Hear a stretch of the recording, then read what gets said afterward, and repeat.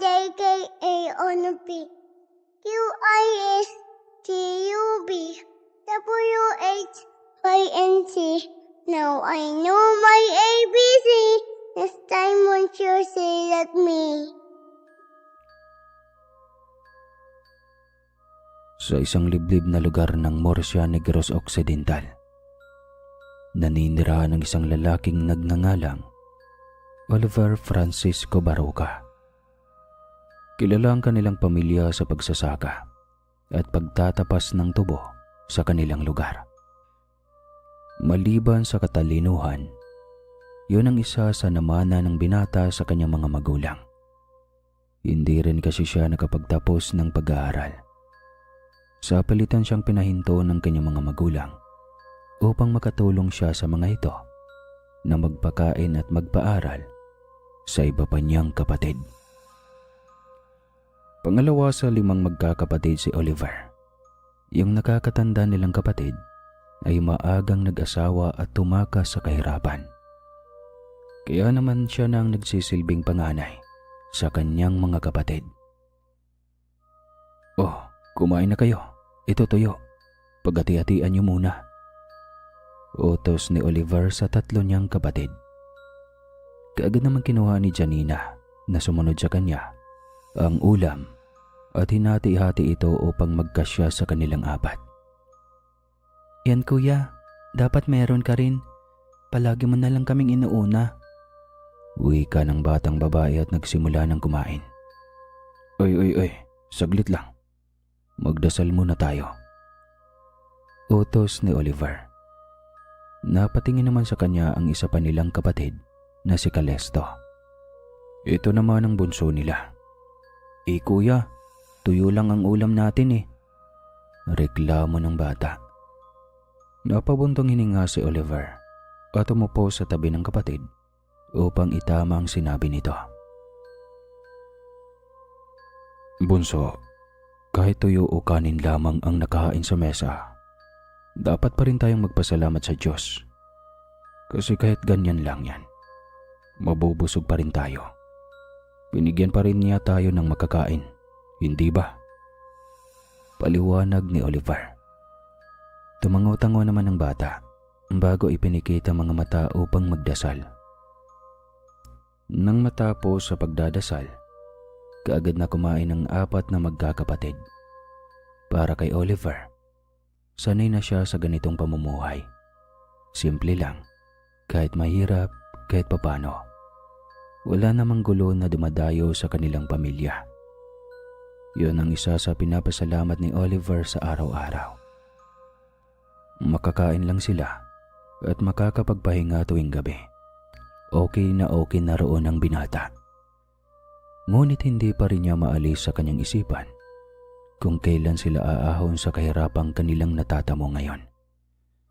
Sa sitwasyon ng mundo, hindi na alam ng binata kung sa mga susunod na araw may makakain pa sila. Nagkakagulo na kasi ang ibang bansa kaya naaapektuhan ang ekonomiya ng Pilipinas. Nagtaas ang mga bilihin, lalong-lalo na ang gasolina, na siyang isa sa pangunahing pangangailangan nilang magsasaka. Kung wala kasing makinang pangbukid, mahihirapan sila sa pagkakayod at mas matagal ang proseso. Isa pa, wala naman silang kalabaw na pagmamay-ari, kaya baka mawalan din sila ng trabaho kung sakali. "Kuya, ayos ka lang po?" tanong ni Janina sa kanya. Doon lamang bumalik sa realidad si Oliver at tumango-tango. Pagkatapos nilang kumain, nagpahinga lamang saglit si Oliver at kaagad nang gumayak sa trabaho. Isang matinding pakikipagbakbakan na naman ang kanyang haharapin sa gitna ng palayan at terik na araw. Habang siya'y naglalakad, nagkaabutan sila ng kanyang kaibigang si Juanito. Hindi katulad niya, ito ay nakasuot ng malinis na polo, makinang na sapatos at may maayos na buhok. "Oh, Juanito, kumusta? Saan ang punta mo?" tanong ni Oliver sa binata. Papasok syempre, ito naman. May exam kasi kami. Alam mo na, patapos na ang school year, hindi ba? Sagot ni Juanito. Pasyensya ka na. Sige na. Mauuna na ako. May gagawin pa ako sa palayan. Mamayang hapon na lang. Pagpapaalam ni Oliver. Nako, teka Oliver. Hindi ka ba papasok sa susunod na pasukan? May early enrollment sa barangay. Pwede ka mag-enroll doon. Tutulungan kita. Panghihikayat ni Juanito sa kaibigan. Natahimik saglit si Oliver. Gustong-gusto niya na sanang tanggapin ang inaalok ng binata. Ngunit kung gagawin niya iyon, papaano na ang kanyang mga kapatid? Hindi niya pwedeng ipagpalit ang kanyang trabaho sa pag-aaral na imposible niya namang makamit. Para kasi kay Oliver, ang pag-aaral ngayon ay para na lamang sa may kaya o mayayaman. Pero katulad sa kanya na mahirap lamang, imposible na itong mangyari. Huwag na. Dagdag gastos lang yun sa amin eh. Tsaka ako lang kasi ang inasahan ng mga kapatid ko doon sa amin. Pag-aamin ni Oliver. Tumango-tango na lamang si Juanito at tinapik ang balikat ng binata. Ayos lang. Basta kung magbabago ang isip mo, sabihan mo lang ako. Handa akong tulungan ka. Wika ni Juanito at kaagad nang umalis. Tumango naman si Oliver at tinignan ang figura ng kaibigan na papasakay sa tricycle patungong eskwelahan. Gusto niya rin sana itong maranasan. Ngunit sa sitwasyon ng kanyang pamilya at sa buhay na mayroon siya, hindi niya talaga ito muling mararanasan. Nagpatuloy sa paglalakad si Oliver hanggang sa makarating siya sa bukid. Nagsisimula na ang lahat niyang mga kasamahan maliban sa kanya. Hoy Oliver, bilisan mo riyan. Para kang doon dyan ah. Sigaw ng isa nilang kasamahan. Hindi na lamang ito pinansin ng binata. Bagkus, naghanda siya at saka lumusob sa palayan upang magsimula na sa pagtatanim ng palay. Habang abala siya sa pagtatanim, napakunot noo siya dahil sa narinig niya mula sa kanyang mga kasamahan. Pinag-uusapan kasi siya ng mga ito. Kesyo, kaya raw wala siyang narating dahil hindi sapat ang kanyang pinag-aralan.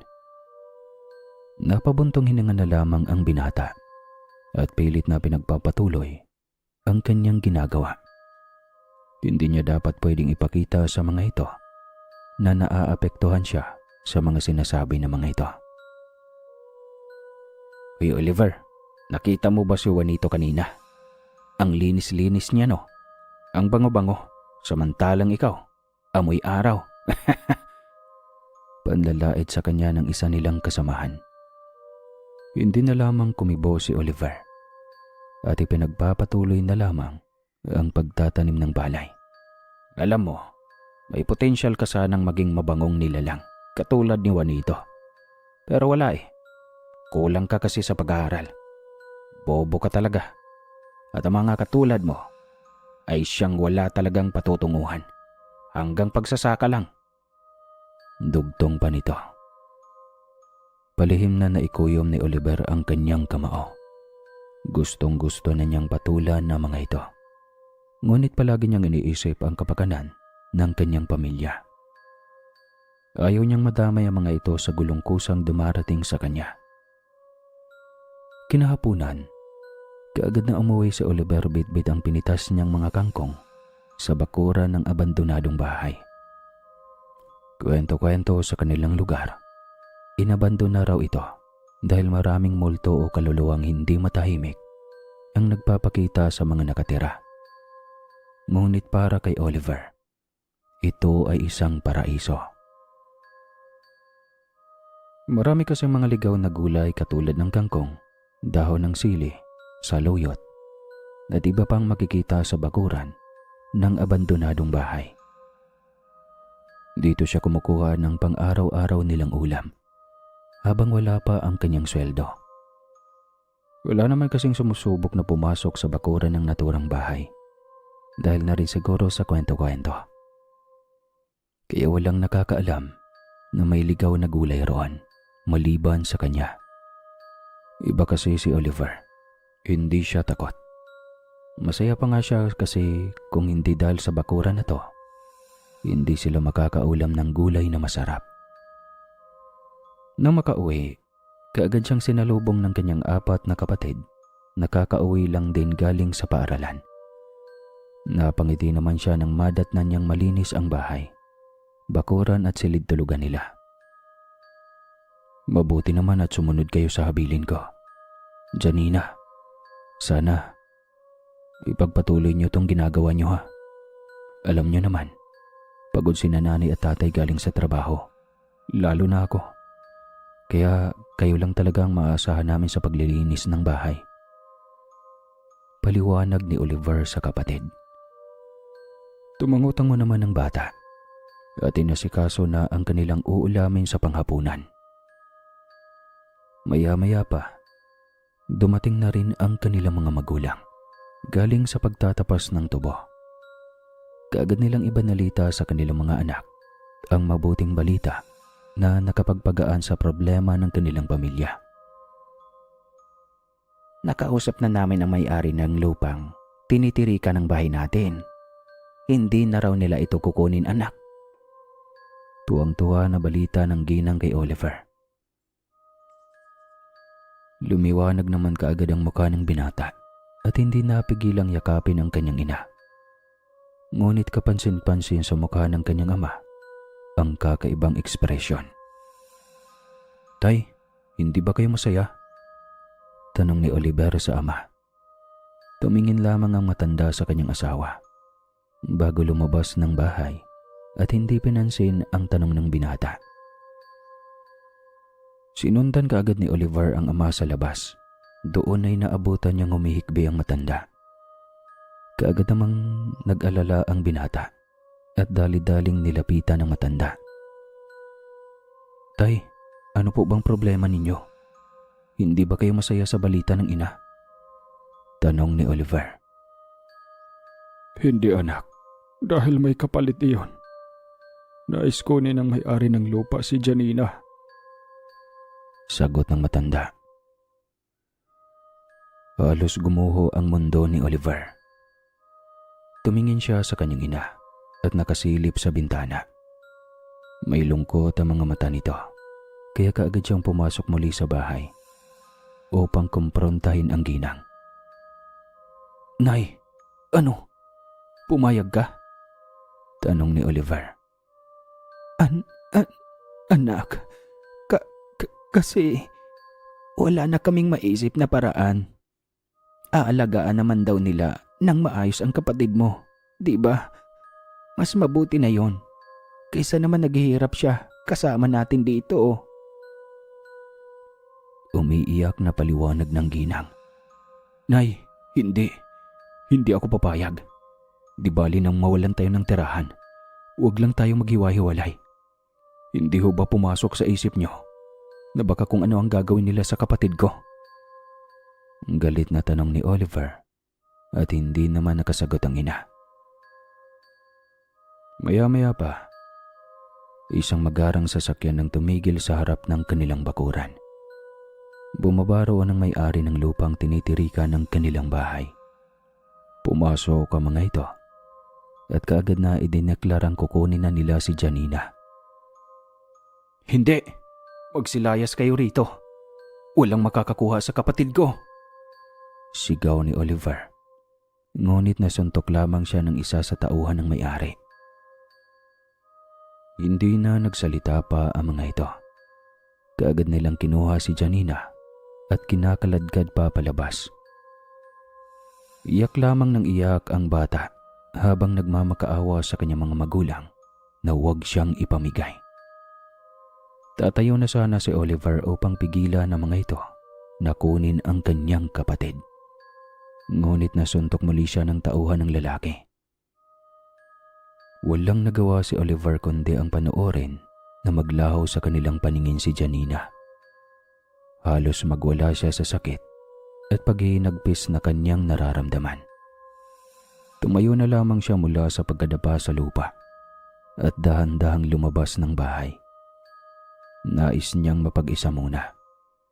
Gusto niyang tanungin at kausapin ang kanyang sarili kung ano ang kanyang nagawa. Bakit nararanasan ito ng kanyang pamilya? Sa kanyang paglalakad, hindi niya napansin na dinala siya ng kanyang mga paa sa abandonadong bahay. Napabuntong hininga na lamang siya bago pumasok sa bakuran ng bahay. Tumungo siya sa loob nito at doon umupo bago humagulgol ng iyak. Hindi ko alam kung anong ginawa ko. Bakit nangyayari ito sa amin? Hala naman akong inaapagang tao. Umiiyak na saad ni Oliver. Sa tagal ng kanyang pag-iyak, hindi niya napansin na unti-unti na siyang natumba at nakatulog. Kasunod nun, ang pag-ihip ng malakas na hangin. Para bang may kung anong presensya ang pumasok sa loob. Kinabukasan, tulala si Oliver habang nagtatanim ng palay. Pagkaramdam niya kasi ang bigat ng katawan niya. Sa totoo lang, napilitan lamang siya na pumasok upang malaki ang kanyang masahod. Ver, parang ang tamlay mo ah. Kumusta ka? Tanong ni Rika. Kaedad lamang niya ito. Hindi katulad ng ibang tao si Rika. Hindi siya nanlalait at nanghuhusga sa buhay at sa kung anong meron si Oliver. Wala.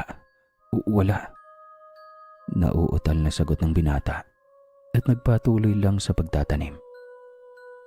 Naku, kilala kita. Hindi ka nga ganyan nung nilalait ka kahapon ng mga yan eh. Sabihin mo nga, may nangyari ba? Nag-aalalang tanong ni Rika. Napabuntong hininga ang binata at saglit na tumigil sa pagtatanim.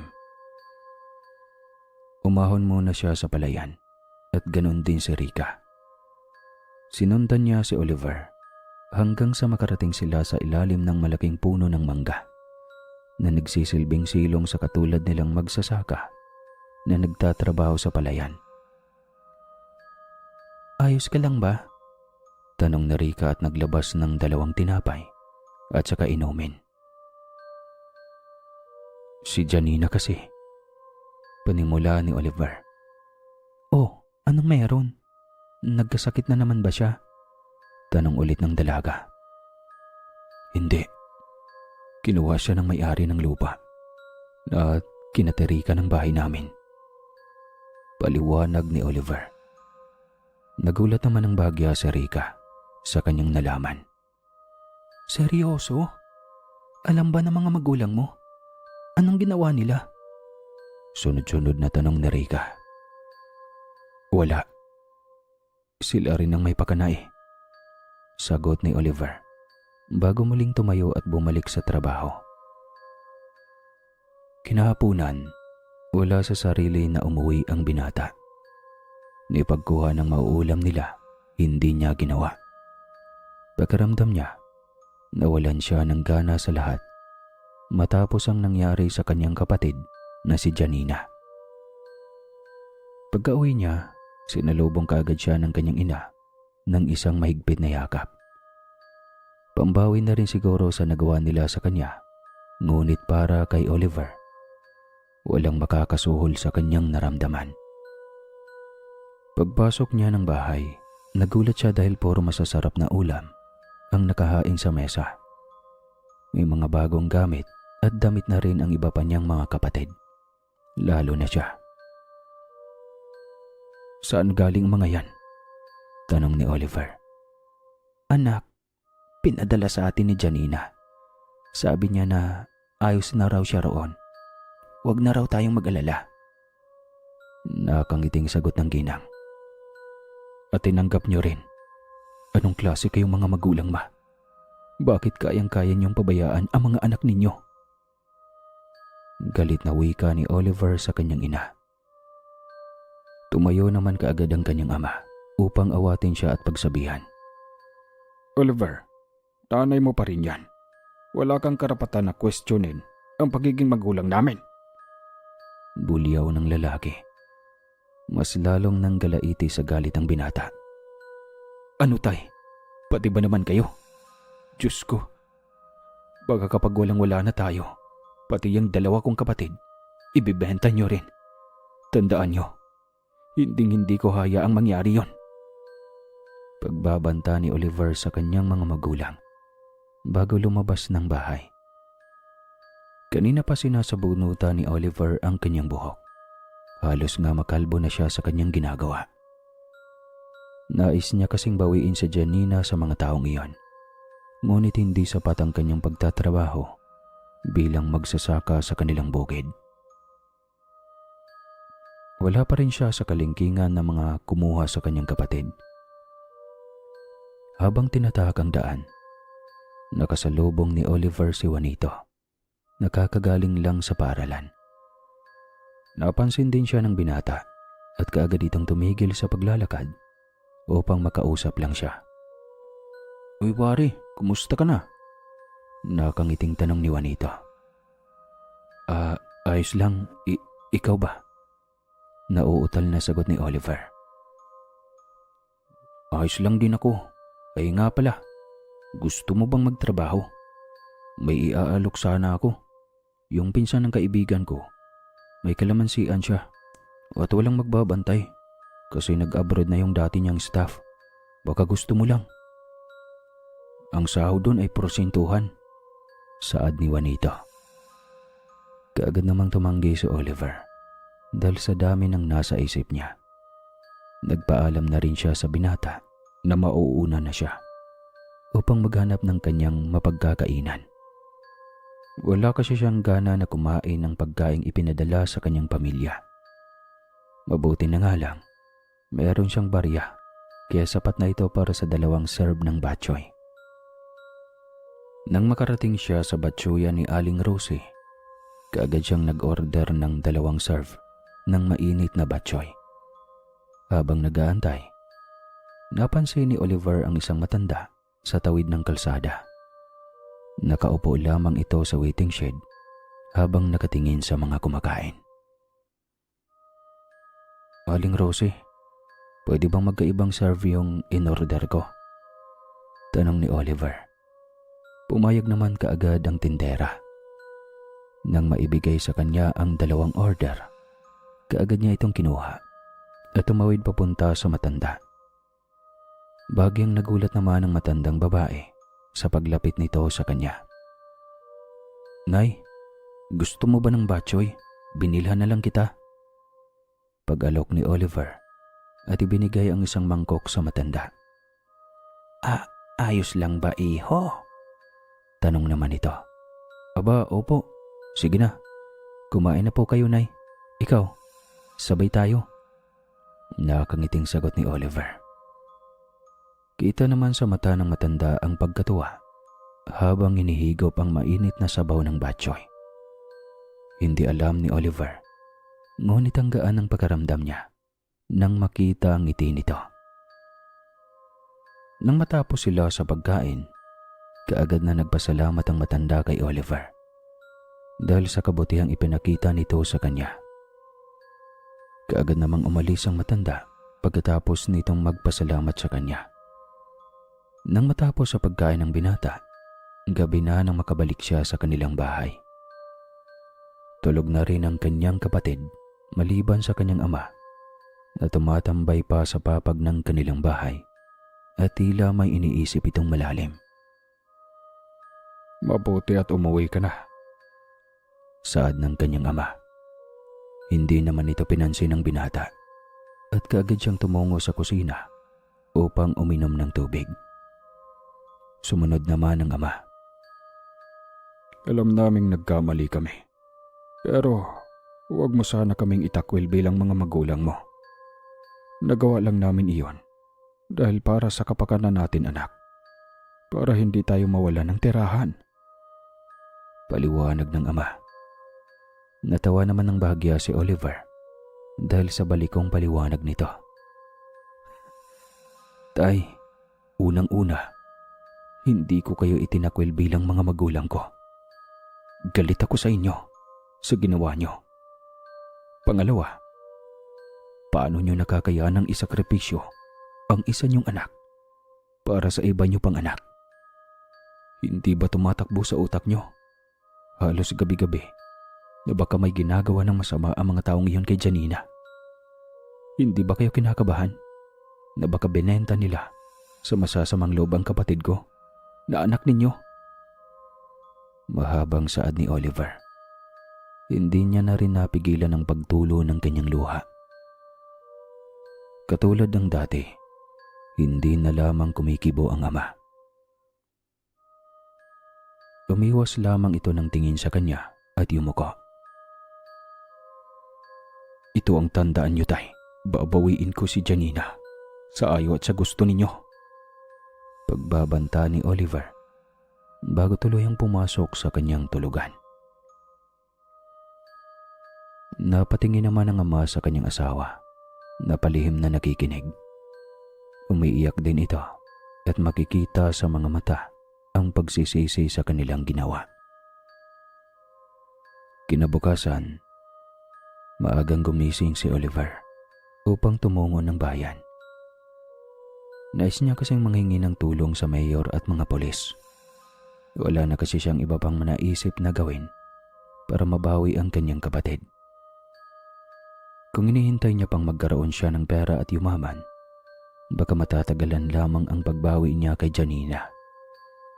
Baka nga hindi pa, dahil hindi niya rin alam kung yayaman nga ba siya. Otoy, may kontrata ho bang pinirmahan ang mga magulang nyo na pumapayag silang kunin ang iyong kapatid kapalit ng lupa? Tanong ng pulis sa kanya. Sa pagkakaalam ko po, sir, Wala. Bigla lamang silang pumunta ng bahay at kinakaladkad palabas ang kapatid ko. Paliwanag ni Oliver. Pero kung makakasuhan natin sila, makakasuhan din namin ang mga magulang mo. Pwede silang makulong ng 5 hanggang 10 taon. Paliwanag ng pulis. Biglang tumahimik si Oliver. Hindi niya alam kung itutuloy niya pa ba ang kanyang binabalak. Ngunit mas mahalaga rin kasi ang kapakanan ng kanyang mga kapatid. Nawala na rin ang tiwala niya sa kanyang mga magulang. Sige po, sagot ni Oliver. At ang nangyari, halos magwala ang asawa ng may-ari ng lupa nang kausapin siya ng pulis tungkol sa pwedeng mangyari sa kanyang asawa dahil sa ginawa nila. Samantalang si Janina naman ay nakay Oliver na. Takot na takot siya at tila may nararanasang kakaiba sa bago nitong pamilya o pamamahay. Anong meron dito? Sulpot naman ng isang boses. Galing ito sa lalaking may-ari ng lupa, si Nelson Mangguad. Sir, magandang umaga. Kami ang kaupod police officer. Nais ho kayo naming dalhin sa presinto upang doon magpaliwanag tungkol sa pangingidnap ng isang bata. Mahabang paliwanag ng pulis. Natawa naman ng bahagya si Nelson at tumingin kay Oliver. Ikaw talagang bata ka. Maling-mali ang kinalaban mo. Sambit ni Nelson. Kalmado itong umupo sa tabi ng kanyang asawa at mapagmataas nitong inilabas ang isang papel. Kaagad namang kinuha at tinignan ng mga pulis ang laman. Doon nila nalaman na may kasulatan pala itong hawak at permado pa ng mga magulang ni Oliver. Nagtingin na ng mga pulis at dali-daling nanghingi ng tawad kay Nelson. Ayos lang. Janina anak, halika. Wika ng Nelson. Kahit ayaw ng bata, kaagad itong lumapit sa dalawang mag-asawa. Ngunit kahit sumunod ito sa utos ni Nelson, kitang-kita pa rin ni Oliver ang kalungkutan at takot sa mga mata ni Janina. Nang makalabas sila sa bahay ni Nelson, hindi napigilan ni Oliver na magtanong sa mga pulis. Kaagad namang ipanaliwanag ng mga ito na hindi nila maaaring kasuhan o arestuhin ang taong may hawak na kasulatan at permado pa ng kabilang panig. Ang maaari lamang nilang arestuhin ay ang mga magulang ni Oliver na pumayag sa kasunduan at kusang ibinigay ang kanilang anak kapalit ng lupa.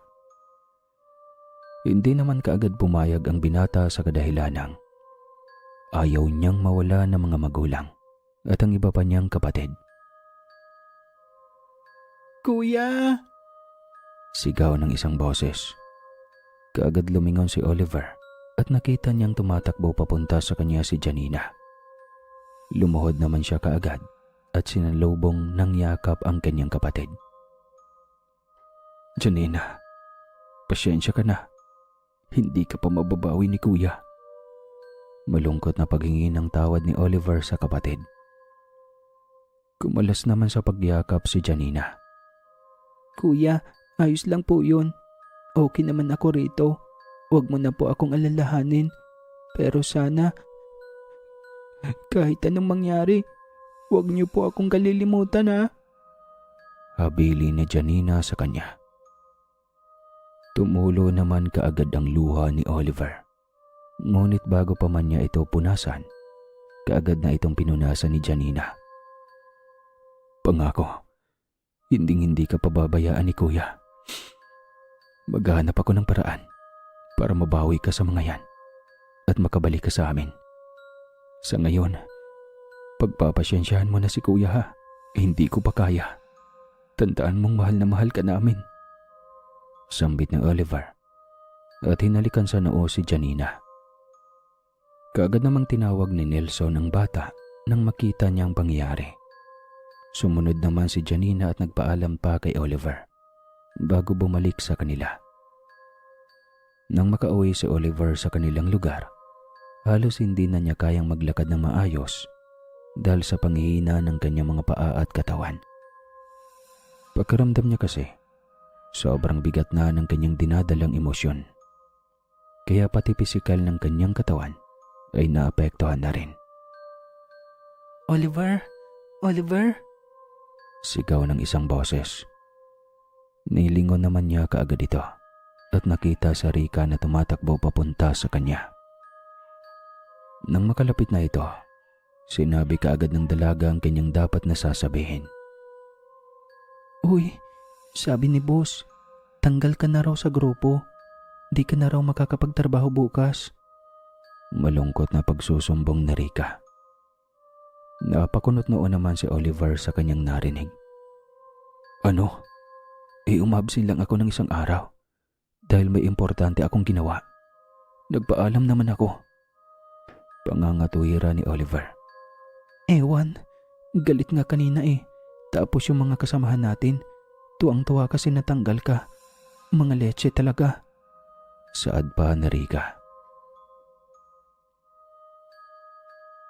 Napalingon naman ang dalaga sa malungkot na mukha ni Oliver. Doon niya napagtanto na tila malala na ang pinagdadaanan nito. Saan ka ba kasi galing? Ayos ka lang ba? Tanong ni Rika. Sinubukan kong bawiin ang kapatid ko, pero wala. May kasulatan pala ang mga yon at ang mga magulang ko. Kaya hindi ko basta-basta mababawi si Janina. Sagot ni Oliver. Napabuntong hininga naman si Rika at niyakap ang binata ng mahigpit. Nabigla naman si Oliver sa ginawa nito. Ngunit hindi naman niya magawang pigilan si Rika dahil naramdaman niya ang kakaibang paggaan ng kanyang pagkaramdam nang yakapin siya nito. Nang matapos yakapin ng dalaga si Oliver, kaagad niya itong inaya na kumain sa batchoya ni Aling Rosie. Dali-dali namang tumungo ang dalawa at masayang kumain ng batchoy. Ito talaga ang ultimate favorite nila dahil sa masarap na timpla ng batchoy. Pagkatapos nilang kumain, naglakad-lakad lamang sila upang magpababa ng kanilang kinain. Paano na yan? Saan ka ngayon maghahanap ng trabaho? Tinanggal ka ng ingot nating boss eh. Tanong ni Rika. Hindi ko may boss si Oliver. Hindi niya rin kasi alam ang isasagot. Wala rin siyang alam na ibang trabahong kanyang mapapasukan. Kinabukasan, nang makuha ni Oliver ang natira niyang sahod sa kanyang boss, kaagad siyang pumunta ng lungsod upang manghingi ng tulong sa panganay nilang kapatid. Nang makarating siya roon, maayos naman ang pagtanggap sa kanya ng asawa ng kanyang kapatid. Oliver, mabuti at napadalaw ka rito. Nakangiting saad ni Alice, ang asawa ng kanyang kapatid na si Oscar. Nasa banyo pa kasi ang lalaki, kaya si Alice na muna ang nagasikaso sa kanya. Inilibot ni Oliver ang kanyang paningin. Maganda ang kasalukuyang bahay ng kanyang kuya. May mga appliances at gadgets din ang mga ito. May sasakyan din at maliit na garahe. Masasabi mo talagang magaan at nakaluwag-luwag na ang kanyang kapatid. Nang lumabas si Oscar sa banyo, kaagad niyang niyakap si Oliver nang makita niya ito. Ganon din ang binata. Pagkatapos nilang magyakapan, hindi na nagpaligoy-ligoy pa si Oliver. Kaagad niyang kwento sa kanyang kuya ang nangyari sa kanilang pamilya. Ano? Si Janina? Papaano nagawa yun ng mga magulang natin? Tanong ni Oscar. Kaya nga ako pumunta rito, kuya, para manghingi sa'yo ng tulong. Hindi pera, kundi trabaho. Kahit anong trabaho sana, kuya. Kayang-kaya kong pasukin. Makaipon lang para mabawi ko ulit si Janina. Pagmamakaawa ni Oliver. Nagtingin na naman ang mag-asawa. Oliver. Pasensya ka na. Wala akong maibibigay sa iyong trabaho o kahit pera. Kailangan niyo rin kasing tumayo sa sarili niyong mga paa. Huwag kayong umasa sa kahit kanino. Gayahin mo ako. Mas pinili kong iwan ang buhay na meron tayo roon. Paliwanag ni Oscar sa kanya. Tila sinaksak ng milyong-milyong karayom ang dibdib ni Oliver nang marinig niya ito sa sarili niyang kapatid.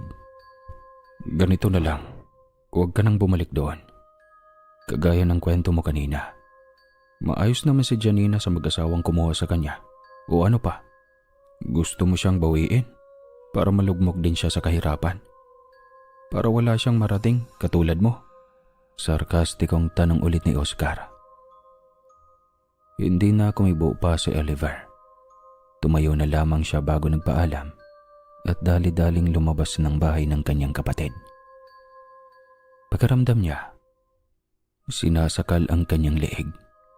Hindi na rin niya napigilan ang umiyak dahil sa narinig niya mula sa sariling kapatid.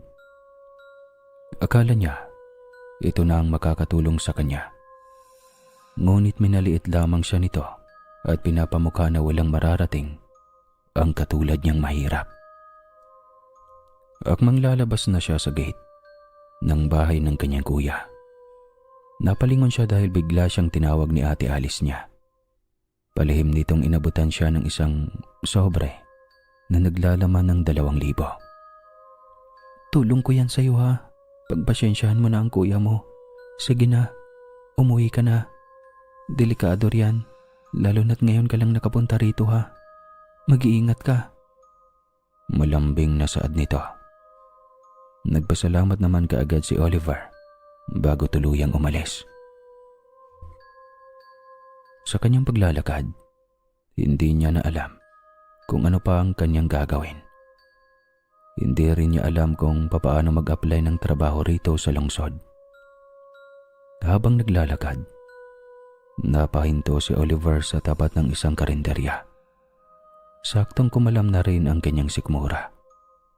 Kaya naman dali-dali siyang pumasok at nag-order ng pagkain. Ate, isa nga pong dinuguan at 2 kanin. Pahingi na rin ho ako ng sabaw. Wika ni Oliver. Naghanap kaagad siya ng upuan. Sakto namang may bakante sa dulo. Kaya dali-dali siyang umupo roon at nag-antay ng kanyang order. Hoy, umalis ka riyan! Sigaw ng isang boses. Napalingon naman si Oliver at doon niya nalaman na siya pala ang sinisigawan nito. Lumapit ang 3 binata. Nakasuot ang mga ito ng uniforme. Kitang-kita rin sa galawan ng mga ito na galing sila sa mayayamang pamilya. Pasensya na ho. Pasensya na kayo. Pero ako po ang nauna rito eh. Magalang na sagot ni Oliver. Natawa naman ng sarkastiko ang isa sa 3 binata. 3 kami. Ano, ikaw lang dyan? Ang haba-haba ng mesa at may 4 na upuan. Kasya sa amin yan. Kaya umalis ka riyan.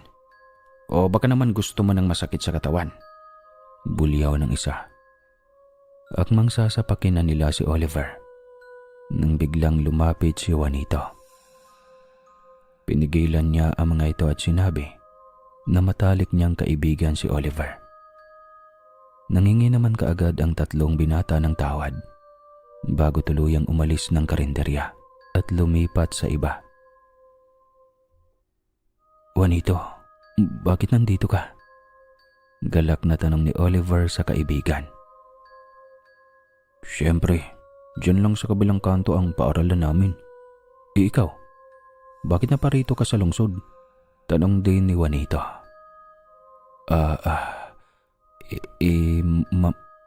May inaasikaso lang ako. Sagot ng binata. Maya-maya pa dumating ang order ni Oliver. Kaagad silang kumain at nagpakabusog. Pagkatapos nilang mananghalian, si Juanito na rin ang nagbayad ng order ng binata. Nang makalabas sila sa kainan, kaagad nagpasalamat ng marami si Oliver sa binata. Tinapik-tapik naman ni Juanito ang balikat niya. Wala yun, ano ka ba? Sagot ni Juanito.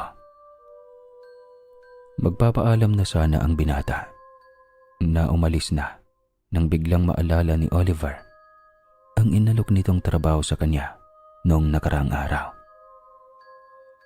Kaagad niyang tinanong si Juanito kung available pa ba ang pagiging tauhan sa kalamansian. Lumiwanag naman ang mukha ni Juanito at sinabi na sobrang available pa ito.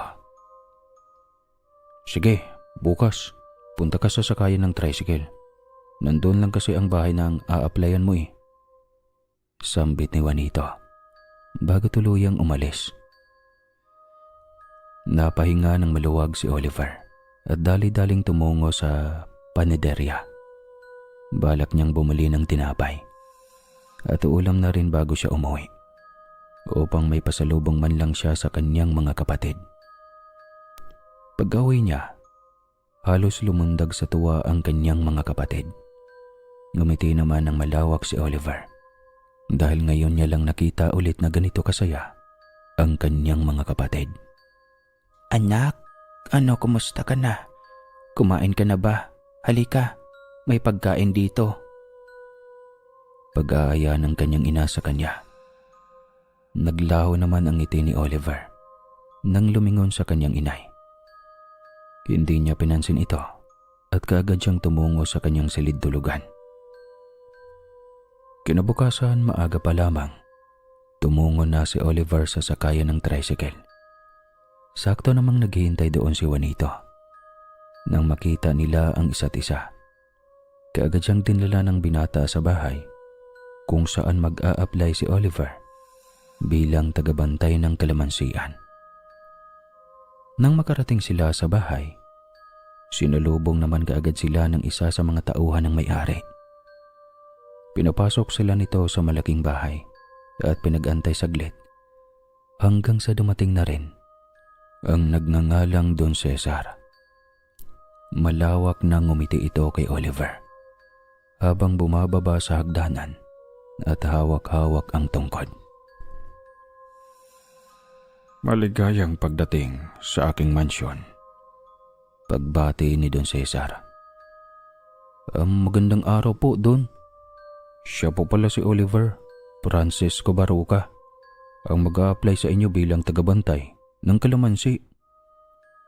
Pagpapakilala ni Juanito kay Oliver. Bumati at nagbigay galang naman kaagad ang binata kay Don Cesar. Pagkatapos noon, nagpaalam na kaagad si Juanito sapagkat may pasok pa siya sa paaralan at bawal siyang mahuli sa klase. Iho, ikaw ba ay interesado sa trabahong ito? Tanong ni Don Cesar nang makaupo siya sa malambot na sofa. Pinapaupo niya rin si Oliver. Opo Don. Maasahan at mapagkakatiwalaan niyo rin po ako. Masiglang sagot ni Oliver. Tumango-tango lamang si Don Cesar bago tumayo. Sininyasan niya ang binata na sundan siya. Naginawa rin naman ito kaagad ni Oliver. Pumunta sila sa likod ng bahay kung saan may malawak na taniman ng kalamansi. Napatingin naman si Oliver sa matanda habang nakangiti ito. Sige, magkolekta ka na ng mga kalamansi para ibenta mamaya sa palengke. Utos ng Don. Hindi naman nagdalawang isip si Cesar at kaagad na kinuha ang malaking timba na nakataob sa kawayan. Sinuri niya ng maigi ang ibang kalamansi bago niya ito puksain. Napangiti naman ng palihim ang Don dahil sa kanyang nakita. Samantala, halos magmakaawa si Janina habang sunod-sunod siyang pinapalo ni Nelson gamit ang dibakal na sinturon. Hindi niya kasi sinasadyang nabasag ang isa sa paboritong tasa nito. Paulit-ulit na ring nanghihingi ng tawad si Janina. Ngunit wala pa rin itong kwenta dahil hindi siya tinitigilan ng lalaki sa kakapalo. Ikaw, kasing tigas ka talaga ng ulo ng kapatid mo. Sigaw ni Nelson. Wala namang nagawa ang asawa nito upang awatin siya dahil takot din ito na baka sa kanya mabaling ang galit ng lalaki. Halos iyak at sigaw lamang ng kawawang bata ang maririnig sa buong bahay. Maski ang mga katulong at tauhan ni Nelson ay walang nagawa, kundi tignan lamang si Janina. Maawan na po kayo. Tama na po, aray. Sigaw ng bata. Ngunit imbes na tumigil si Nelson, naging mas malakas pa ang puwersa nito sa pagpalo. Sa kabilang banda naman, magtatanghali na, ngunit hindi pa rin napuno ni Oliver ang dalawang timba. Kaunti lang kasi ang maayos na bunga ng kalamansi, kaya medyo natagalan siya dahil pinipili niya pa ito ng maayos. Para kasi sa kanya, mas importanteng maging satisfied ang mga bibili upang hindi ang mga ito madismaya sa produktong kanyang binebenta. Nang matapos niya niyang punuin ang timba, kaagad siyang tumungo sa harap at nagpaalam na sa Don upang ibenta ang kanyang napitas. Hindi ka ba muna magpapahinga, iho? Inabot ka ng 3 oras sa pagpipitas doon. Tanong ni Don Cesar. Ngunit ngumiti lamang si Oliver. Hindi na ho, Don Cesar. Kaya ko pa po ito. At saka baka kasi alam mo na, maunahan tayo roon. Aalis na po ako. Pagpapaalam ni Oliver at kaagad na umalis. Bit-bit ang dalawang timba. Napangiti lamang ng malawak si Don Cesar at bumalik na rin sa loob ng mansyon. Pagkarating ni Oliver sa palengke, kaagad siyang tumungo sa pwesto kung saan doon i-display ang benta niyang kalamansi. Inilapag niya muna ito at kinilo bago isa-isang naglagay sa plastic. Magkano yan to? Tanong lang lalaking dumaan. Ay naku bossing, 30 lang ho isang plastic. Marami-rami na rin at isa pang matamis na maasik to. Pwede na sa may ubo, sipon at masakit ang lalamunan. Pwede rin gawing palamig to bossing, di ka magsisisi. Mahabang saad ni Oliver. Kaagad namang ngumiti ang lalaki at bumili ng 2 plastik ng kalamansi.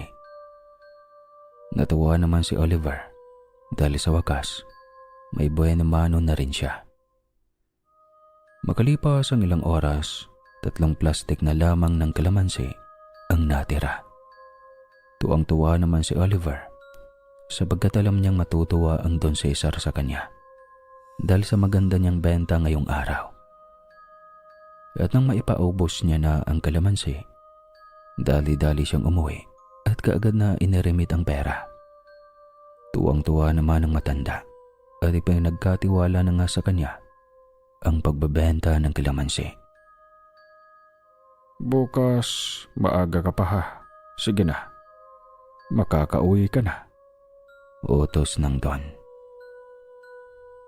Kinabukasan, nanlaki naman ang mga mata ni Oliver nang mapansing may 3 timbana ng kalamansi ang nakahilera sa labas ng mansyon. Wala ring tao sa loob ng bahay. Wala rin ang Don at ang isang pinagkakatiwalaan nitong tauhan. Walang nagawa si Oliver kundi dalhin ang mga ito sa palengke. Katulad kahapon, naubos muli ang 3 timba ng kalamansi. Lahat ng mga taong bumili sa kanya halos bumabalik. Malinamnam at matamis daw ang benta niyang kalamansi kapag ginagawang Diyos. Natuwa naman si Oliver dahil tila kalahati sa mga tao sa palengke ay sa kanya na bumibili. Pagka-uwi niya sa mansyon ni Don Cesar, wala pa rin doon ang matanda. Isinilid niya na lamang sa plastik ang perang nalikom niya sa pagtitinda at inilagay ito sa divider na nasa sala ng Don. Pinayagan kasi siya na itong pumasok sa loob upang irimit ang pera kung sakaling wala ang matanda sa labas. Halos araw-araw, parami ng parami ang kalamansing binibenta ni Oliver. Ang nakakagulat pa, lahat ng iyon pare-parehong nauubos. At tuwing nire-remit niya ang perang kanyang nalikom, ibinibigay o iniiwan niya lamang ito na nakaplastik hanggang sa loob na ng silid-tulugan ng Don. Mag-iisang linggo na kasing wala ang matanda. Tanging tauhan lamang nito ang nagbibigay ng sweldo sa kanya na nagkakahalaga ng 200 kada araw. Kahit maliit, hindi ito pinansin ni Oliver. Ang mahalaga sa kanya ay ang makaipon siya at makabili ng mga pangangailangan ng kanyang mga kapatid at magulang. Umaasa rin kasi siya na baka habang tumatagal siya sa pagtatrabaho, lalakihan ng Don ang kanyang sahod. Kaya mas lalo niyang inayos ang kanyang pagtatrabaho pagdating sa pagtitinda ng kalamansi. Kuya George, tawag ni Oliver nang mapansing nagmamadaling papalabas ng mansyon ang tauhang pinagkakatiwalaan ng Don. Unti-unti namang lumingon si George habang pilit nang umingiti. Bakit ba? Tanong nito. Nasaan po pala si Don Cesar? Halos magdadalawang linggo na siyang wala rito eh. Tanong ni Oliver. Medyo nadismaya kasi siya dahil nais pa sana niyang ikwento sa Don ang tungkol sa pagbebenta niya sa palengke. Kakaiba kasi ang daloy ng kanyang pagtitinda. Halos lahat ubos at hindi mabigat sa presensya. May inasikaso lang siya doon sa anak niya sa lungsod. Sagot ni George at dali-daling lumabas. Nagkibit balikat naman si Oliver at binuhat ang 2 timba ng kalamansi upang isakay sa tricycle na pinara niya kanina para maghatid sa kanya sa palengke. Pagkarating niya sa palengke, kaagad niyang i-display ang tinda. Katulad ng dati, kaagad na dinumog ng mga tao ang kanyang tinda. Nang umunti na ang tao, tsaka naman sumulpot ng biglaan si Rica. Gulat na gulat ito habang nakatingin sa kanya at sa kanyang kalamansi na tinitinda. Uy, ano yan? Tanong na Rika na may gulat sa mukha. Ito, kalamansi. Pinapatinda ito ng amo ko. Ito na palang bago kong trabaho. Sagot ni Oliver. Natuwa naman kaagad si Rika at napayakap pa sa binata. Pagkatapos nun, tinulungan niya na rin si George na magtinda hanggang sa maubos ito. Wow, yayamanin ang dating hampas lupa. Isang boses ang nakapagpalingon kay Oliver at Rika. Bibili ho kayo ng kalamansi? Tanong ni Rika sa lalaking kasama nila sa pagtatanim ng palay dati. Ayoko, baka kasi may sumpa yan. Matulad pa ako sa lalaking yan. Sagot nito bago umalis. Nagkibit-balikat na lamang ang dalawa at hindi napigilang matawa sa ginawa ng lalaki. Maagang natapos ang pagtitinda ni Oliver. Naubos kasi kaagad ito dahil dinagsa ng mga tao at mga dayo rin sa kanilang lugar sa palengke. Kagaya ng nakagawian, isinilid ni Oliver ang benta niya bago inilagay sa silid ng kanyang amo at kaagad siyang lumabas ng mansyon upang magpasama kay Rika. Nais niyang bisitahin ang kanyang kapatid na si Janina. Pumara lamang sila ng tricycle at nagpahatid sa bahay ni Nelson. Sakto namang pagdating nila roon, wala ang mag-asawa. Kaya naman nakiusap sila sa katulong na papasukin sila saglit. Dahil na rin sa awa, nagtulong-tulong ang mga katulong upang makapasok si Oliver at Rika. Mabuti na lamang at hindi sila nakita ng dalawang tauhan ni Nelson na iniwan niya upang magbantay kay Janina. Nagulat naman ang bata sa biglaang pagsulpot ni Oliver at Rika sa loob ng kwarto niya. Napayakap siya kaagad sa kanyang kuya dahil sa pangungulilang kanyang naramdaman. Kumusta ka na rito? Ayos ka lang ba? Buti na lang at mababa itong mga katulong dito. Pinapasok nila kami. Wika ni Oliver. Naglaho naman ang kaninang malawak ng ngiti ni Janina at umiwas ng tingin sa kanyang kuya. Napansin naman kaagad ni Oliver na tila may tinatago ang kanyang kapatid. Doon niya napansin ang pasa sa bandang hita at braso ni Janina. Dali-dali niya itong tinignan. Sinusubukan naman ng bata na itago, ngunit huli na ang lahat. Nakita na ito ng kanyang kapatid. Sila ba ang may kagagawa nito sa'yo? Tanong ni Oliver. Hindi napigilan ni Janina na umiyak. Sinumbong niya lahat ng pananakit na ginawa ni Nelson sa kanya tuwing may nagagawa siyang mali. Uminit naman kaagad ang ulo ni Oliver at gustong magwala sa loob ng bahay ng lalaki. Ngunit napatigil sila sa pag-uusap nang marinig ang busina ng sasakyan sa labas. Oliver, halika na. Pabulong na wika ni Rika. Sakto naman ang pagbukas ng pinto ng kwarto ni Janina. Dali-dali silang pinalabas ng katulong. Dinaan na lamang sila sa likod ng bahay at doon may malaking bota sa gate na kasya ang isang tao.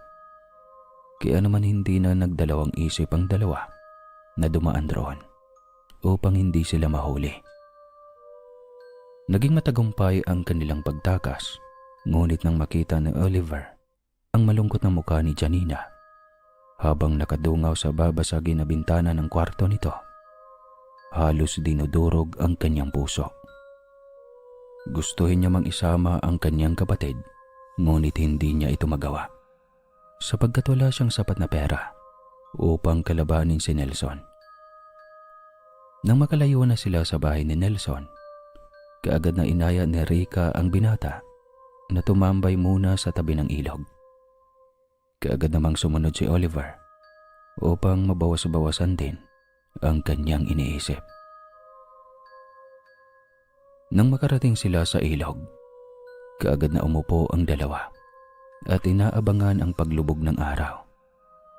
Walang umiimik pa sa kanila hanggang sa naisipan ni Rica na magtanong kay Oliver. Hindi ko pa nakikita yung sinasabi mong amo mo. Sinubukan mo na bang manghingi ng tulong doon? Tanong ni Rica. Napatingin naman sa kanya si Oliver. Hindi eh. Tsaka ayaw ko mangdamay ng ibang tao. Dahil problema naman namin to. Malungkot na sagot ni Oliver. Kung mayaman lang sana ako na ang kukuha kay Janina. Uy, pasyensya ka na ha, at wala akong maitulong sa'yo. Paghingi ng tawad ni Rica. Ngumiti naman si Oliver sa dalaga. Ano ka ba? Ayos lang. Nga pala, hindi mo ba kilala si Don Cesar? Nagtatakang tanong ni Oliver. Ha? Sino ba yun? Tanong din ni Rica. Yun yung pangalan ng amo ko sa mansyon na yon. Di ba, isa siya sa pinakamayaman sa lugar natin. Bakit hindi mo siya kilala? Tanong ulit niya. Sa pagkakaalam ko kasi matagal nang walang nakatira riyan sa mansyon na yun. Sabi nga dati ng mga matatanda nung bata pa ako. Huwag raw kaming papasok doon kasi pugad yun ng mga multo at engkanto. Walang nakakaalam na mga taga sa atin kung sino talaga ang may-ari ng mansyon na yun. Basta, matagal na raw yan nakatirik doon. Baka naman si Don Cesar, siya yung kaapo-apuhan ng may-ari, kaya siya ang nagmana. Paliwanag na Rica. Nagkibit balikat na lamang si Oliver. Alam mo, kahit ano pa ang kwento ng mansyon na yon, hindi ako interesado. Mas gusto ko pang makaahon sa hirap at mabawi ang kapatid ko kaysa pagkaabalahan ng oras yan kung sino talaga ang tunay na may-ari. Saad ni Oliver. Natawa naman si Rica rito. Ngunit kahit anong halakhak o tawa ni Oliver, kitang-kita pa rin ng dalaga ang lungkot sa mga mata nito. Kaya naman niyakap niya ng biglaan ang binata nang walang pasabi. Nagulat naman ng bahagya ang binata, ngunit hindi niya na rin mapigilan na yumakap pabalik kay Rica. Doon, tumulo ang kanyang luha. Hindi niya alam pero ang gaan ng pakiramdam niya tuwing niyayakap siya na Rica. Pagkatapos nilang panoorin na lumubog ang araw, kaagad na umuwi sa kani-kanilang mga bahay ang dalawa upang makakain at siya ring makapagpahinga. Kinaumagahan, maaga pa lamang nasa palengke na si Oliver. Habang inaayos niya ang kanyang paninda, isang matandang babae ang lumapit sa kanya. Nang hihingi ito ng kalamansi. Para lang daw sa kanyang ubo na hindi gumagaling. Wala rin daw itong pambili ng gamot. Kaya umaasa na lamang ito sa kalamansi. Nang makita ni Oliver kung sino yung matanda, nagulat siya. Dahil ito rin ang matandang binigyan niya ng batchoy noong nakaraan. Hindi na nagsalita pa si Oliver. Dali-dali niyang ibinigay ang isang supot ng kalamansi sa matanda. Nagpasalamat naman kaagad ang matandang babae at doon, ngumiti lamang si Oliver. Habang lumilipas sa mga oras, siya ring pagdagsa ng mga tao. Mapaumaga, tanghali at hapon, para bang walang kasawaan ang mga ito sa kalamansi. Sinubukang tanungin ni Oliver ang mga mamimili niya kung ano nga ba ang lasa ng kalamansi na kanyang binibenta. Ngunit iisa lang ang kanyang natatanggap na sagot. Malinamnam, manamis-namis, at ang pagkaasim ay swak sa lalamunan. Inutusan pa nga siya na gumawa na rin siya ng kalamansi Diyos upang mas lalo pa niyang mapalaki ang kanyang paninda. Ngunit, naisip na rin yon ng binata bago pa siya pagsabihan ng kanyang mamimili. Yun nga lang, hindi niya ito magagawa sapagkat wala siyang permiso sa kanyang amo na si Don Cesar. Palagi kasi itong wala sa kanyang mansyon, kaya hindi siya nakakakuha ng pagkakataon upang makipag-usap muli sa matanda tungkol sa maganda niyang plano. Oliver, ang sarap talaga ng kalamansi mo. Puri ng isang ginang, nakadadaan lamang. Oo nga, parang may hiwaga at kakaiba sa lasa. Walang pagtataka kung bakit nagustuhan siya ng marami. Wika rin ng isa. Ngumiti lamang si Oliver at nagpasalamat sa mga ito. Paring Oliver, sigurado ang galing niyo mag-alaga ng kalamansi na tuno. Kasi sabi nila, kapag inalagaan daw ng maayos ang isang bunga, magbibigay daw ito ng mahiwagang katas. Mahabang litanya ng isang mamimili. Napaisip naman kaagad si Oliver. Naalala niya kasi na halos araw-araw may 5 o 3 timba ng kalamansi ang nakaabang sa kanya tuwing umaga. Yun ang kanyang binebenta. Pero nakakapagtaka sapagkat noong unang pumitas siya sa taniman ng kalamansi ni Don Cesar, nasisigurado niyang naubos na niyang pitasin ang mga magagandang bunga. Pero bakit? Parang ang bilis ata ng pagbunga ng mga kalamansi ni Don Cesar. Pagka-uwi niya kinahaponan, nandoon na si George, nag-aabang. Siya na raw muna ang tatanggap ng perang nailikom ni Oliver sa pagtitinda, sapagkat ang Don raw ay abala pa rin sa anak nito. Kuya George, pwede bang ako na lang ang pumitas ng kalamansi bukas? Para naman makapagpahingaan kung sinong namimitas dito. Kasi halos araw-araw, puno yung 3 o 5 timba eh. Pag-aalok ni Oliver, ngunit napatingin lamang si George sa kanya. Alam mo, ayaw na ayaw ni Don yun. Yung nagboboluntaryo ka sa gawain na hindi sa iyo. Tsaka mas mabuti nga iyon dahil magbebenta ka na lang talaga, hindi ba? Nakangiting sagot lamang ni George bago ito tuluyang pumasok ng mansyon. Bit-bit ang perang nailikom. Akmang aalis na rin sana si George nang bigla siyang tawagin ito. Nakalimutan nitong ibigay ang lingguhang sahod niya. Bakit sobra ng 1,000 to? Tanong ni Oliver nang makita ang 2,000 inaabot ng lalaki sa kanya. Sabi ni Don, tanggapin mo na raw. Nakakangiting sagot ni George bago tuluyang pumasok ulit ng mansyon. Natuwa naman si Oliver at kaagad na tumungo ng palengke. Namili siya ng tig-iisang laruan ng kanyang mga kapatid at kanilang pagkain. Hindi rin niya nakalimutang bilhan si Janina. Balak niya kasi itong dalhan ng laruan kapag nakapunta ulit siya roon. Ngunit nawala naman ang tuwa niya habang namimili siya dahil naalala niya ang mga pasang natamo ni Janina sa mag-asawang kumuha sa kanya. Pagka-uwi niya, tuwang-tuwa ang mga kapatid niyang maliliit nang salubungin siya ng mga ito. Ibinigay naman kaagad ng binata ang kanyang pasalubong bago tuluyang pumasok ng kanilang bahay. Inilapag niya sa mesa ang mga pagkain at ulam na kanyang binili. Anak, kumusta ang trabaho mo? Nakangiting tanong ng kanyang ina. Nay, tay, pinuntahan ko si Janina nung nakaraan. Panimula niya. Nagtingin na ng mag-asawa sa kanyang sinabi. Bakit mo pinuntahan? Hindi na tayo maaaring makipagkita o dalawin si Janina. Dahil maaaring ipakulong tayo ng mag-asawang yon. Bulyaw ng kanyang ama.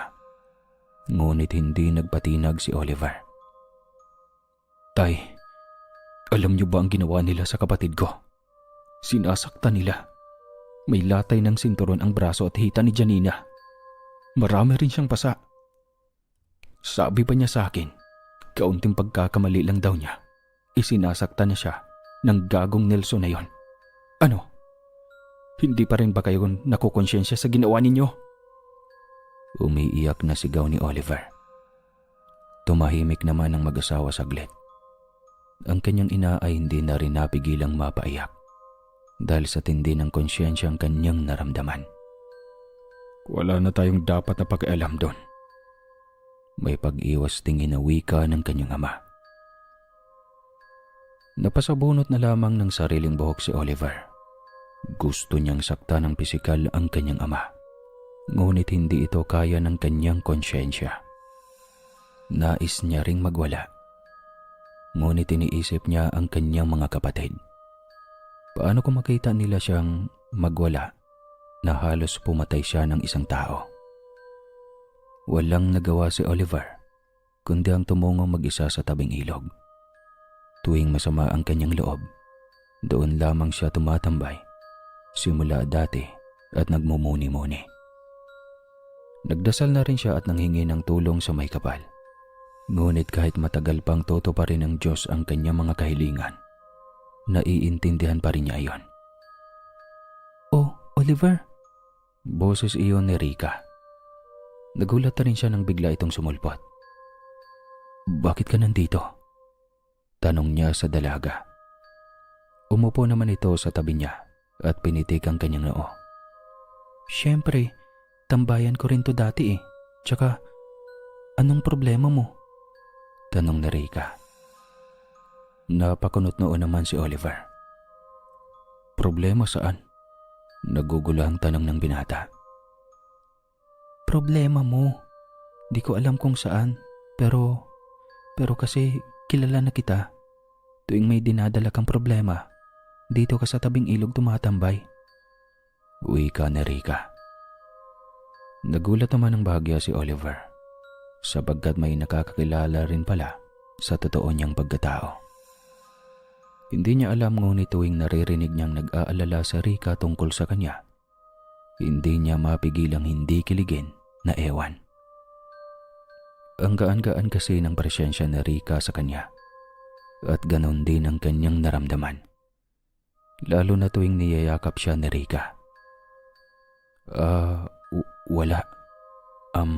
Nga pala, Rika, may nobyo ka na ba? Paglihis na tanong ni Oliver. Napatakip kaagad siya ng bunganga dahil natanong niya ito ng biglaan. Hindi naman nagalit ang dalaga. Sinagot niya ito ng may pagkatotoo. Wala, pero may hinahangaan ako. Ang bait-bait kasi niya pagdating sa akin at sa ibang tao, kahit may pinagdadaanan siya. Nakangiting pagkukwento ni Rika.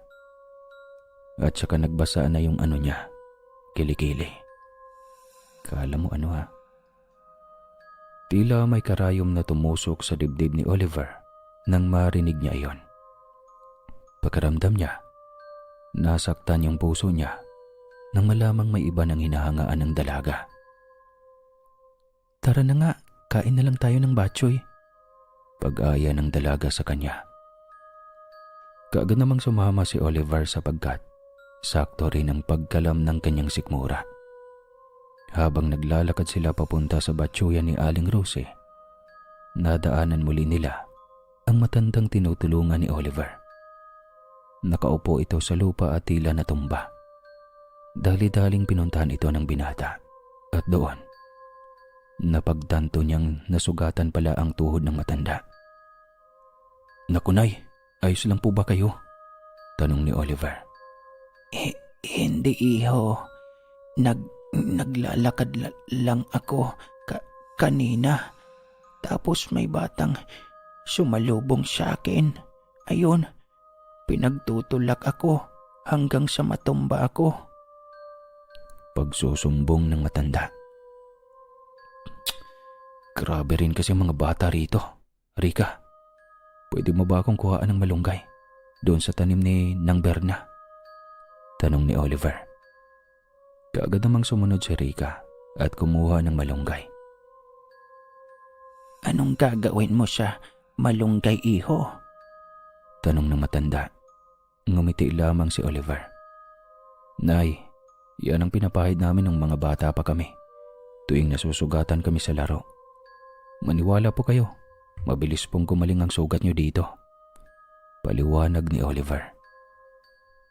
Nang maibigay ni Rika ang malunggay, dinurog-durog ito ni Oliver bago pinaikot-ikot sa kanyang palad.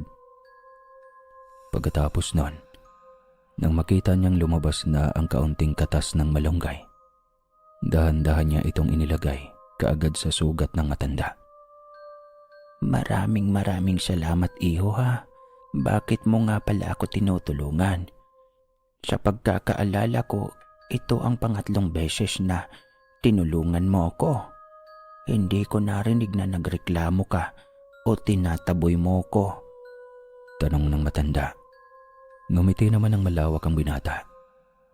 Kasi po, Nay, pinalaki kami ng mga magulang namin na tumulong sa mga nangangailangan. Tsaka po, hindi ko gawain na magreklamo. Sagot lamang ni Oliver. Iho, kapag ba naging mayaman ka, anong gagawin mo sa pera mo? Biglang tanong ng matanda.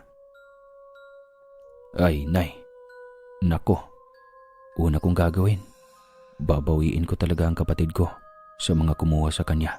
Pangalawa, pababalikin ko sila sa pag-aaral. Pangatlo, magpapagawa ako ng bahay para sa mga magulang ko. Tsaka panghuli, tutulong ako sa mga mahihirap at matatandang walang matitirhan. Mahabang paliwanag ni Oliver. Ngumiti naman ng malawak ang matanda at nagpasalamat sa kabutihan niya. Tinulungan namang tumayo ni Oliver ang matanda bago sila nagpaalam na umalis na.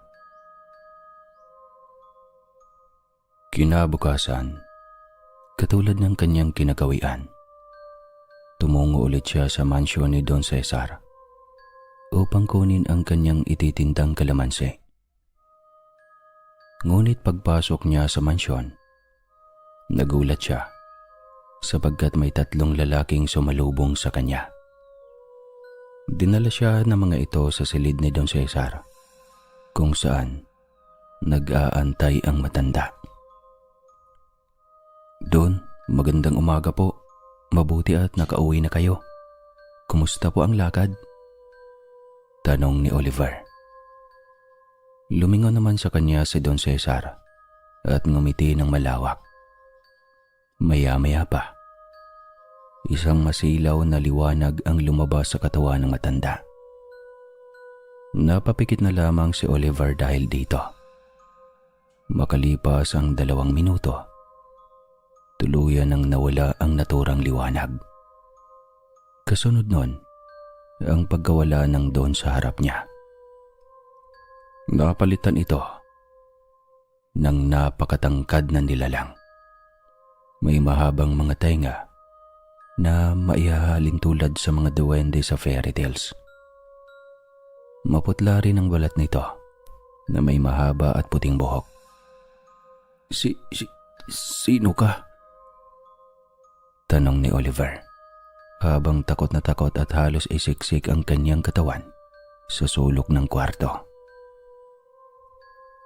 Ako si Karangyan, isang engkantong may hawak ng kayamanan. Nagbibigay ako ng biyaya sa mga taong mabubuting katulad mo sa pamamagitan ng mahiwagang kalamansi ko na nakatanim sa likod ng mansyong ito. Paliwanag ni Karangyan. Noong una, hindi naniwala si Oliver. Ngunit nang gamitin ni Karangyan ang kanyang kapangyarihan upang magpalabas ng isang timba ng kalamansi, doon na naniniwala si Oliver. Kung engkanto ka, bakit ka nandito sa mundo naming mga tao? Tanong ng binata. Dahil may misyong ibinigay ang aming batala. Yun ang makahanap ng isang mortal na siyang magbibigay ng tamis sa mahiwagang kalamansi gamit ang kabutihan nito. At ikaw iyon, Oliver. Paliwanag ng engkanto. Teka, alam po ba to ni Juanito? Di ba siya ang nagbigay ng trabahong ito sa akin? Naguguluhang tanong ni Oliver. Napangiti naman si Karangyan bago nagsalita. Si Juanito ay isa ring engkantong kagaya ko. Ngunit ang kapangyarihan naman niya ay ang pagpapagaling. Pinayagan siya ng aming bathala na maging mortal upang magamit niya ang kanyang kapangyarihan para tumulong din sa mga tao. Paliwanag nito. Halos manlaki ang mga mata niya sa kanyang narinig. Isa pa, yung matandang tinulungan mo ng 3 beses. Ako yon. Ako, si Don Cesar at ang matanda ay iisa lang. Doon ko pinagmamasda ng kabutihan mo, iho. Paliwanag ni Karangyan. Pati ba si Kuya George at yung mga lalaking nagdala sa akin dito kanina? Inkaanto din sila kagaya mo? Tanong ulit ni Oliver. Tumango lamang ang nilalang bago lumapit pa sa kanya. Ibinigay nito ang 1 kwintas na gawa sa ginto. May hugis ito ng kalamansi. Isinuot niya ito kay Oliver. Simula ngayon, ikaw na ang magmamay-ari ng lahat ng kayamanan sa mansyong ito. Lahat ng perang naipon mo sa pagbebenta ng kalamansi, iyon ang panimula ng iyong pamilya. At ang kwintas na ito ang magiging daan ng kapangyarihan ko upang magbigay ng biyaya sa iyo sa araw-araw. Huwag kang mag-alala. Ang kalamansi na ibebenta mo ay ikaw na rin ang pipitas.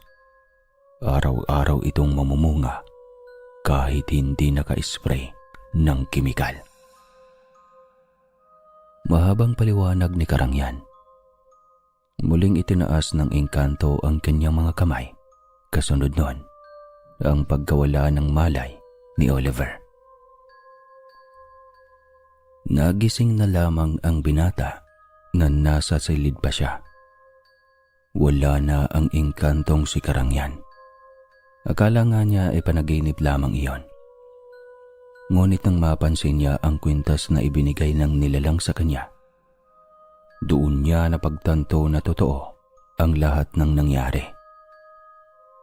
Tumayo lamang siya at nakita ang 3 papel na nagpapatunay na siya na talaga ang may-ari ng lahat ng kayamanang ito. Napalundag naman sa tuwa si Oliver at dali-daling umuwi sa kanilang bahay. Pagkarating doon, ipinakita niya sa kanyang mga magulang ang 3 papel na nagpapatunay na siya na ang nagmamay-ari ng mansyon. Titulo iyon ng lupa at bahay. Hindi niya na lamang ikwento sa mga ito ang tungkol sa engkantong si Karangyan. Basta ang sinabi niya lang, ibinigay ni Don Cesar sa kanya ang mansyon at natira nitong kayamanan sapagkat siya lamang ang naging mabuti at mapagkakatiwala ang trabahador ng matanda. Nay, mababawi na po natin si Janina, wika ni Oliver. Napalundag naman sa tuwa ang mag-asawa at paulit-ulit na nagpasalamat sa kanilang anak. Kinabukasan, maaga pa lang ay tumungo na si Oliver kasama ang kanyang mga magulang sa bahay ni Nelson. Nagdala na rin sila ng pulis ng palihim upang mahuli ang mag-asawa. Hindi nga sila nagkamali. Nang makarating sila sa bahay ni Nelson, sigaw at iyak kaagad ni Janina ang kanilang narinig. Kaagad na rumesponde ang mga pulis at pumasok sa bahay ng mag-asawa. Doon nadatnan nilang sinasaktan ni Nelson si Janina gamit ang dibakal nitong sinturon. Hinuli nila kaagad si Nelson, samantalang ang mag-asawa naman ay kaagad na pinuntahan si Janina. Niyakap nila ang bata habang nagsisisi sa kanilang ginawa. Paulit-ulit siya lang nanghingi ng tawad rito habang umiiyak. Ang kapal ng mukha niyong gawin ito sa akin. Hindi ba kayo takot na mawala ng tirahan? Galit na tanong ni Nelson. Kahit isaksak mo pa sa baga mo ang lupa at bahay na yon, wala kaming pakialam. Sigaw naman ni Oliver. Lumapit siya ng kaunti kay Nelson. Alam mo ang mas importante sa amin. Ang buo kami. Sigaw ulit ni Oliver sa kanya. Nang matapos na mahuli ng mga pulis si Nelson, kaagad na umuwi ang pamilya sa mansyon. Lahat ng gamit nila ay pinalipat niya na rin kanina, bago sila tumungo at bawiin si Janina. Hawak kamay ang pamilya na nakatingin sa harap ng mansyon, habang iniisip kung bakit sila binigyan ng ganito kalaking biyaya. Kinagabihan, pinuno ni Oliver ng masasarap na pagkain ng mesa. Nagpaluto siya ng mga paborito nilang pagkain. Habang masarap nilang pinagsasaluhan ang mga pagkain, nagsalita si Janina habang tumutulo ang luha. Kuya, maraming salamat po sa lahat ng sakripisyo mo para sa amin, lalo na sa akin. Hayaan niyo po, kapag nakapagtrabaho ako naman ang babawi sa inyo. Umiiyak na wika ni Janina. Natawa naman ang lahat dahil sa biglaang pag-iyak ng batang babae. Sinong nagsabi na magtatrabaho kayo? Sa susunod na pasukan, mag-aaral na kayo hanggang sa makapagtapos kayo. Huwag kayong tumulad sa akin. Gagawin ko ang lahat para lang matupad ang mga pangarap nyo. Napahiyaw naman sa tuwa ang tatlong bata nang marinig ito sa kanilang kapatid. Ganon din ang kanyang mga magulang. Nay, Tay, huwag na kayong bumalik sa pagtatabas ng tubo. Dumito na lang kayo at bibigyan ko kayo ng negosyo upang hindi kayo mabagot dito. Tsaka isa pa, kukuha rin ako ng mabubuting katulong upang mag-handle sa shelter na gagawin ko para sa mga mahirap at walang mauuwian. Mahabang paliwanag ni Oliver. Makalipas ang ilang buwan, unti-unti nang natutupad ni Oliver ang mga pangarap niyang gawin. Nakapagpatayo na siya ng shelter. Nagbigay ng tulong na rin siya sa mga mahihirap. Nakapagpatayo na rin siya ng negosyo ng kanyang mga magulang. Ngunit kahit ganon, hindi pa rin nakakalimutan ni Oliver ang kanyang mahiwagang kalamansi. Kaya naman nagpagawa na siya ng malaking stall na may logo ng kanyang pamilya. Pinangalanan niya ring Magic Kalamansi ni Oliver. Kagaya rin ng suwestyon ng ibang mamimili, gumawa na rin ng kalamansi juice ang binata. Mas lalong dinagsa ng mga tao ang kanyang tinda. Sa buhay, hindi maiiwasan ang kahirapan, pisikal man, emosyonal o pinansyal. Ngunit isa sa pinakamahalagang aral na matutunan ay ang hindi nasusukat ang tunay na halaga ng isang tao sa kanyang estado sa buhay, kundi sa kanyang kabutihan at paninindigan. Ang pagiging mahirap ay hindi hadlang upang maging mabuti, at lalong hindi ito dahilan para sumuko sa mga pagsubok na dumarating. Sa bawat problemang hinaharap, mapaaral, pamilya o personal na laban, maging sandigan lamang ang pananampalataya, tiyaga at mabuting puso. Hindi naging madali ang lahat. May mga pagkakataong gusto nating sumuko. Ngunit mas pinili pa rin nating magpatuloy. Dahil alam nating may dahilan ang bawat pagsubok. Unti-unti, matututunan harapin ang mga problema nang may lakas ng loob at positibong pananaw. Oliver? Isang boses na siyang nagpagaan sa pakaramdam ng binata.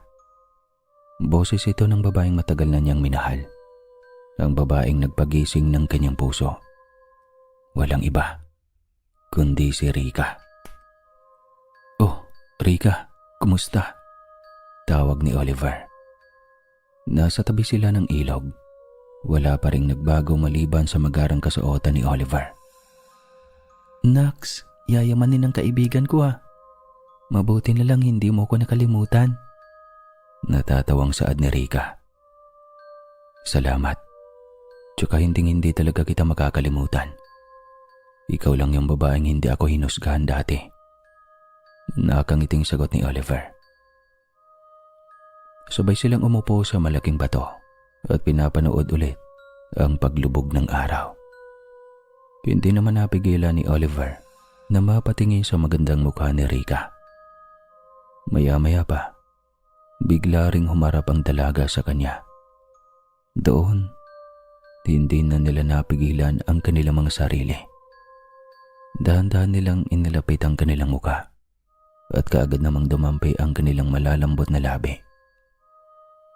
Ilang araw pa ang makalipas, naging opisyal na magnobyo at nobya na ang dalawa. Tumutulong na rin si Rika sa kanya na para bang mag-asawa na ang kanilang turingan. Hindi naman ito naging hadlang sa mga pangarap ni Oliver para sa kanyang kapwa at pamilya. Sa kabilang banda, may ngiting nakatingin si Juanito kay Oliver na masayang nagbebenta ng kalamansi sa palengke. Masaya siya dahil nakamit na ng binata ang matagal nitong pangarap para sa sarili at ang kanyang pamilya. Uy, Oliver. Kumusta? Balita ko, yayamanin ka na. Meron ba kameriyan? Napatigil si Oliver at Rika sa pag-aayos ng kanilang paninda. Bigla kasing sumulpot ang 3 taong nanghusga kay Oliver noong mga panahong naghihirap ang binata. Hindi naman kumibaw si Oliver, bagkus tinignan niya si Rika at doon lamang gumalaw ang dalaga. Hoy mga impaktong nilalang sa mundo. Magsilayas kayo rito. Ang kakapal ng mukha nyo na gumanyan. Porket nakaahon na sa hirap ang asawa ko. Umalis kayo. Alis! Sigaw ni Rika na kaagad namang nagsilayas ang 3. Natawa na lamang si Oliver dahil sa ginawa ni Rika. Isang ang kalamansi juice? Wika naman bigla ng pamilyar na boses. Kaagad nilingon ni Oliver kung sino ito. Walang iba, kundi si Juanito. Napasigaw sa tuwa ang binata nang muli niyang makita ang kanyang kaibigan. Niyakap niya ito at kaagad na kinamusta ang binata. Nag-uusap lamang sila saglit bago muling nagpaalam si Juanito, habang bitbit ang kalamansi Diyos. Nakangiti namang pinapanood ni Oliver ang binata na umaalis dahil alam niya na rin ang tunay na pagkatao nito. Ang kahirapan ay nagsilbing guro kay Oliver. Tinuruan siya nito paano maging matatag, mapagpasyensya at mapagkumbaba. Dahil dito, mas nauunawaan niya ang halaga ng bawat maliit na tagumpay at biyaya.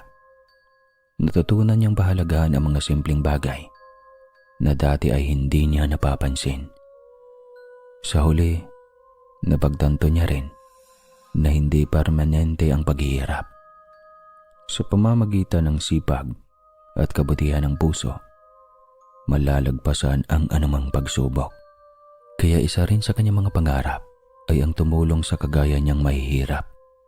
Naniniwala rin siya na hindi lahat ng taong naghihirap ay mananatiling mahirap. Wakas.